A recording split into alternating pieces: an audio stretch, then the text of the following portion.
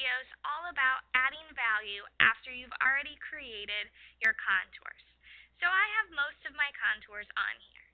Could maybe have a few more, but I'm going to go ahead and jump in and begin adding my value. I have my value scale above.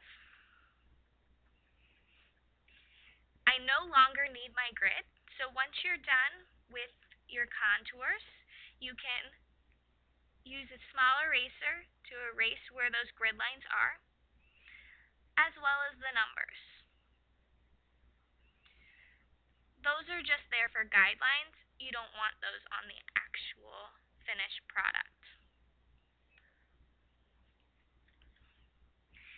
Now you're ready to actually start adding value. For this, you're just shading in exactly what you see, only over here. I like to check with my value scale above here and kind of number where I see certain values. I always start with the darkest value as well. So, my darkest value is the shadow, which is number 6, and I see that dark value all over the wrapper and then inside of some of these little parts. So, I'm going to begin starting to shade this in. And I see it really dark right there. And I'm going to shade in all around here.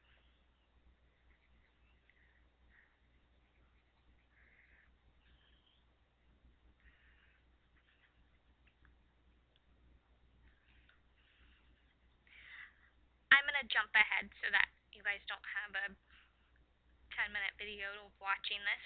So let's pretend like I have all of my 6 value on there. Then I'm going to move on. I'm going to try and figure out where my 5 value is. I'll start shading that in. Make sure that your values actually match what you see up here, which should also match what you see over here. After I'm done with my 5s, I'll move on to my 4s, then my 3s, and my 2s. For 1s, you shouldn't have to shade anything because the 1s are just the white of the page. But at this point, you might have to go back and erase where the 1s are just in case it got smudged a little bit. After that, double check, make sure you didn't miss anything. Blend certain areas to make it look really nice.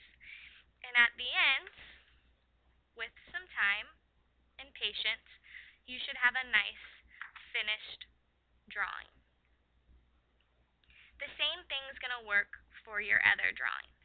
So down here we have the recess. Now this one's nice because at least you don't have wording like you have up here. However, you've got values that are quickly changing from light to medium to dark. So this looks like a 2 to a 4 to a 5 very quickly, and then even some 6s on the edge.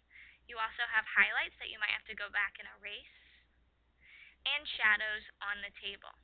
Don't forget any of those. Try and go back. Make the 6s as dark as they can be. Make sure your other values are matching the values that you see up here so that this can look as accurate with this as it can. The Skittles drawing is on the back.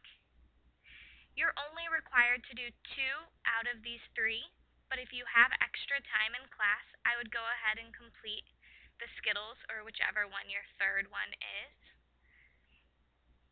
Do your best. This is practice, so it's credit for just finishing it, but I still want to see your skills to make sure that you're ready to move on to your big final project. Good luck!